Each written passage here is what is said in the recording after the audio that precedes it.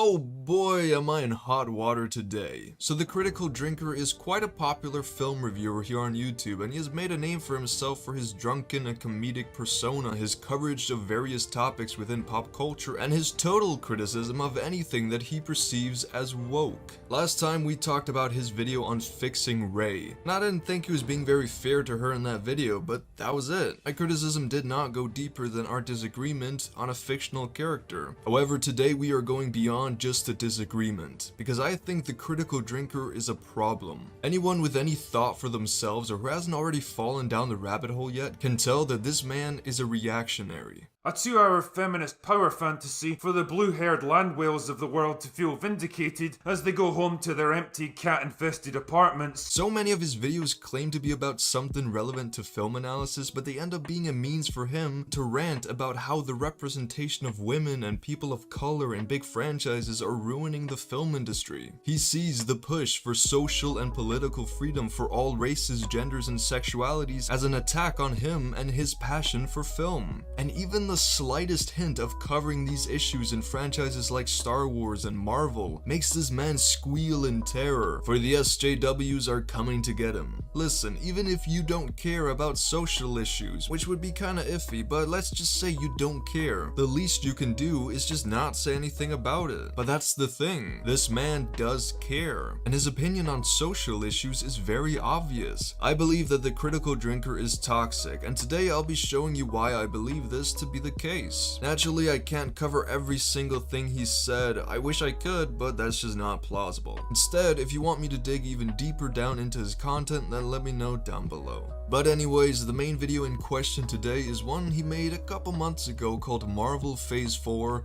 Who cares? And just from the thumbnail alone, you can see why I have a problem with it. Listen, this video idea by itself has merit, because it's okay to be nervous for Phase 4 or just indifferent to it. I have my own doubts about whether or not the MCU will be able to live up to the sheer quality of the Infinity Saga, or whether these movies will become exhausting or outdated in a couple of years. I mean, personally, the first 3 miniseries we've gotten so far give me hope, but that's just me, and I know other people didn't like them. It's completely alright to not care about Phase 4, and to make a video explaining why you feel burned out from MCU content. This video idea in of itself is not bad. However, your thumbnail tells us viewers that you're making this video for the wrong reasons. The possible problems with the future of the MCU is not the fact that there are more female characters now. That's actually a really fucking good thing. There are now plenty of good male characters and plenty of good female characters, but by putting 5 women in your thumbnail, it shows that you have a problem with women. So it doesn't help your case that 2 out of these 5 women are dead going into Phase 4. So this thumbnail really just doesn't make any sense at all. But anyways, I have an open mind and I gave you the benefit of the doubt. To be honest, parts of your video aren't even that bad. I mean, for most of the video you're talking about things like how the Eternals and Shang-Chi look uninteresting and how Spider-Man is just not doing it for you in the MCU. And while I may not always agree, it's still your opinion, and who am I to say anything against that? We're all allowed to have our own opinions, especially about subjective things like movies, and me not agreeing with you doesn't mean you're wrong. There are even things I agree with you on, like how Black Widow came out way too late and how the Marvel formula is predictable. However, the problem I have with this video is that you so often put the blame of bad MCU movies on women or other social issues that they try to incorporate into their movies, and it's just unnecessary. There are so many times he does this throughout the video, and I'll show you these moments now. I'll try to be brief though. I have a hard time not rambling when I respond to assholes on the internet, but we'll see how this goes. I also have the sneaking suspicion that this film was bumped from its original pre-Endgame slot to make way for a certain overpowered Mary Sue character that Marvel laughably thought was going to be the new face of the MCU. I really don't understand calling a Marvel character a Mary Sue. Characters in the MCU are powerful as fuck. They're superheroes. We have Thor, we have the Hulk, we have Wanda, we have Vision. women, all characters who fit your descriptions of an overpowered Mary Sue, but since it's Brie Larson, the most evil creature on the planet, then you have a problem with it. Grow up and give actual film criticism. And on the surface, Thor Ragnarok seemed like great fun, at least until you started to look a bit deeper and realised that he basically spends the whole movie playing second fiddle to strong female character and strong female antagonist, and getting his ass kicked by both. Yes. The only thing that happens in Thor Ragnarok is that Thor gets beaten up by the feminists. Yeah, you're deluded. If you really can't see past two female characters in a movie who are just acting like normal characters in this universe, then how can you possibly expect people to take you seriously as a film reviewer? Your bias against women completely dictates your thoughts, and it's such a toxic mindset. Listen, I personally don't like Hela much as a villain, but it has nothing to do with the fact that she's a woman. She falls victim to the same character problems that so many other villains in the MCU have. But because she's a woman, then it's suddenly worth mentioning to you. Also, apparently villains nowadays aren't allowed to be strong or beat up the hero. Oh sorry, my bad. Yes they are, but only if they're a man. How can you openly say shit like this on the internet? And how come so many people just accept it? I just don't get it. The fact that Thor Love and Thunder is going to have strong female character as the new ruler of Asgard, and Jane Foster taking Thor's hammer away from him, kind of suggests that he's really just there to prop up his more diverse replacements. What the fuck is your problem with Valkyrie being Queen of Asgard? Who else does Thor trust enough for this role? Everyone else who would have been capable of doing it is fucking dead. What the fuck is wrong with Jane Foster being Thor? That's literally who she is in the comics. When Captain America picked up Mjolnir, it was fine and epic, but when a woman does it, oh, no. Then it's just woke SJW propaganda. Listen, the women in these movies don't undermine Thor. We all still love him, but apparently you don't want side characters in your movies. Because then the main character can't shine. If Valkyrie had been a male character, but every trait and development stayed the same, you'd have no fucking problem with that character being King of Asgard. But of course, women are the spawn of Satan. And of course, Shuri being the next Black Panther is a fucking holy sin. Listen, it's okay to dislike Shuri as a character, but it's not like Marvel planned this. Oh, and the Ant-Man and the Wasp is bad because Scott got overshadowed by a woman. Ah yes, a fine point. A 2-hour feminist power fantasy for the blue-haired land whales of the world to feel vindicated as they go home to their empty cat-infested apartments. This is just plain anti-feminism. It's honestly so funny to me that blue-haired girl is the straw man people have decided on for representing feminism. Fucking hell. You may also have noticed a conspicuous focus on diversity in the Phase 4 lineup, which I guess was to be expected. I mean, don't get me wrong, it seems like a good idea on the surface. It certainly makes sense to have characters from different backgrounds and cultures to add a bit of variety to the series. The problem, as always, lies in the execution. Shows like WandaVision and Falcon and the Winter Soldier leaned far too heavily on identity politics, aggressively trying to lecture their audience about the evils of modern culture, rather than presenting a fun story with interesting ideas and allowing them to form their own opinions. The evils of modern culture is not an interesting topic to explore. What the fuck? How is it not an interesting topic? Falcon and the Winter Soldier tackles some very relevant topics such as the nature of terrorism, institutional racism, and inequality within society and the ramifications it has for a lot of people. Naturally, it still has the more MCU-related topics such as what it means to be a hero and finding out who you are, but these other topics I mentioned before are a lot more intriguing. But your main critique of this show being that they try to tell people not to be racist is a very bad look for you. Captain America has always been about the evils of modern culture. Just try to think for a second what the reaction would be if Captain America was real in our world and he gave the mantle to a black person. Think about how many proud white nationalists would say that it wasn't constitutional. Institutional racism is real. Societal racism is real. It's what the foundation of the world is built on. In that way, the show was very meta because it was able to address actual inevitable criticism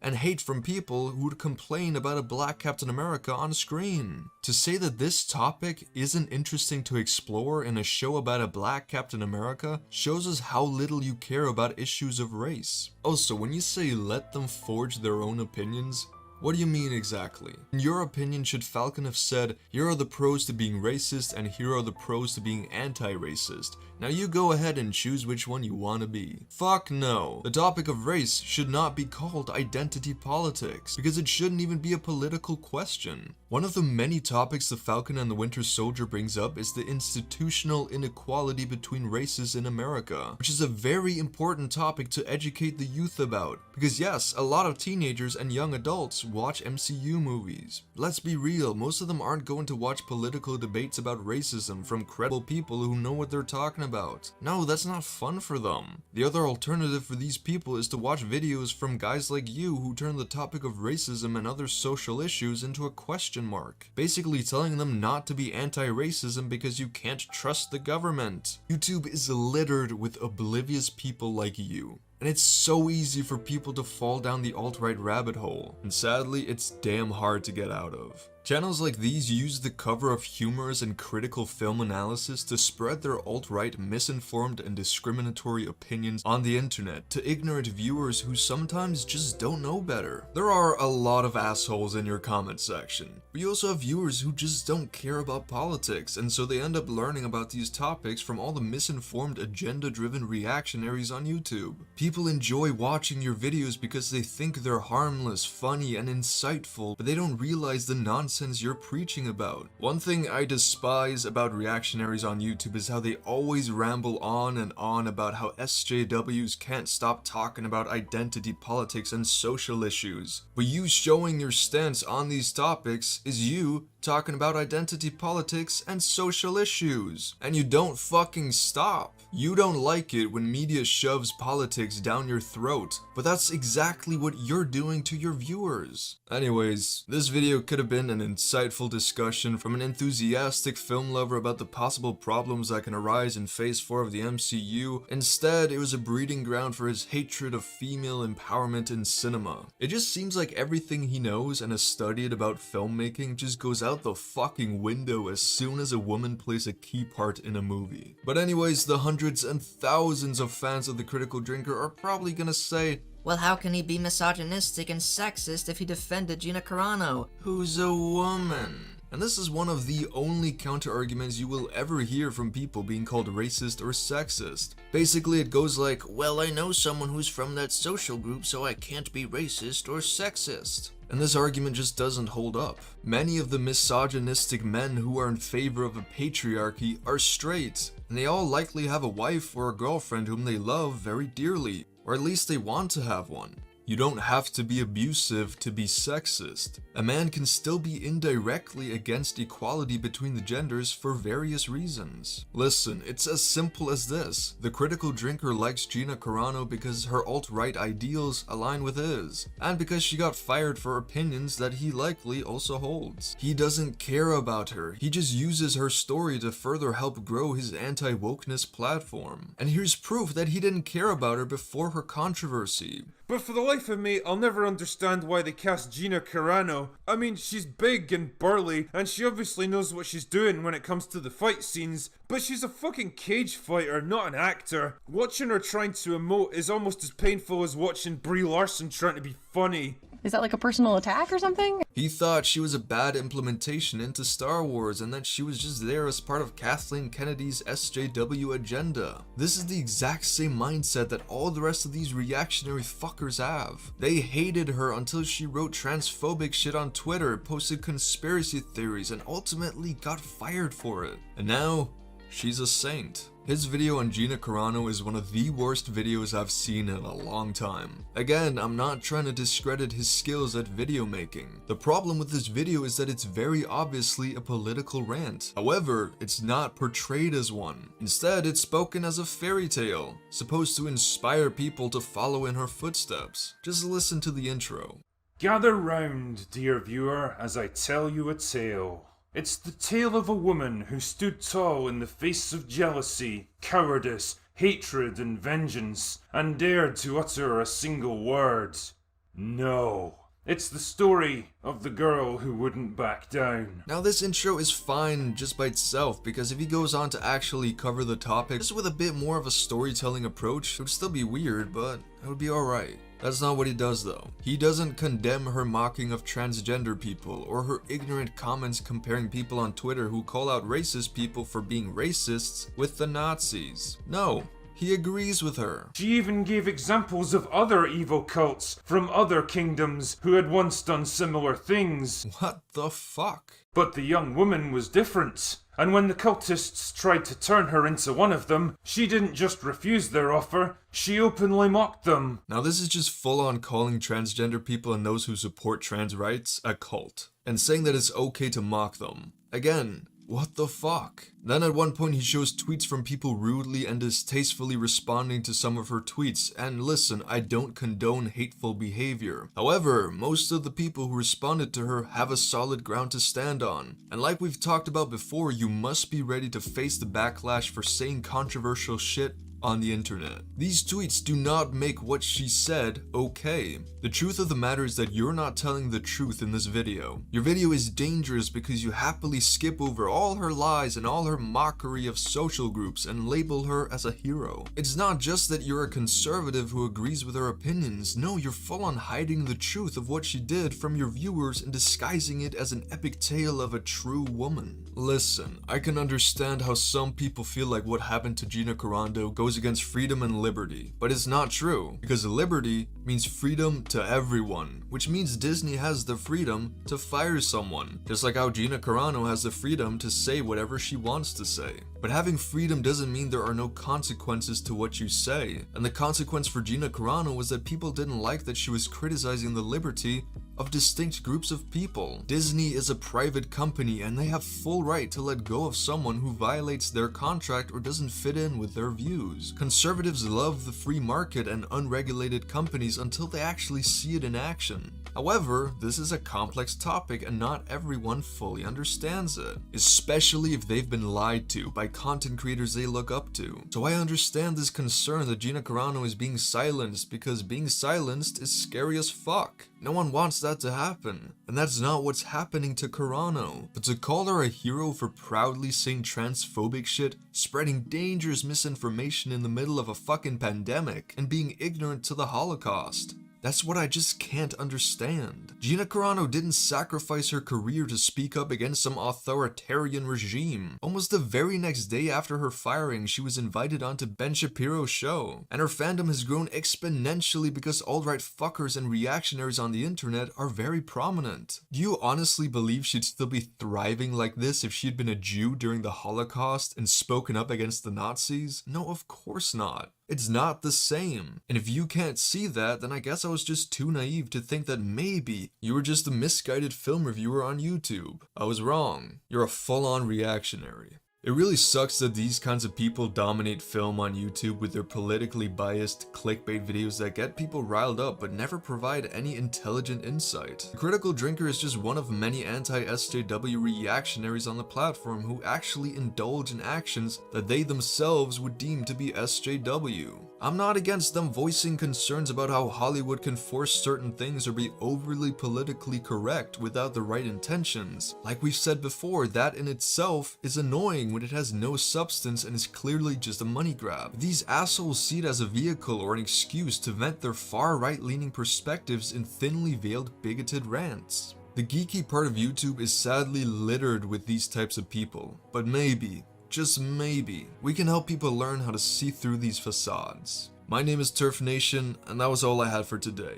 As always, if you believe that I've made a mistake somewhere or wrongly judged your favorite YouTuber, then be sure to tell me down in the comments. Call me what you want, but please don't be toxic towards each other. If you have a suggestion for someone I should talk about next, then also do leave them down below. Other than that, I hope you all have a wonderful day. Stay safe and peace out.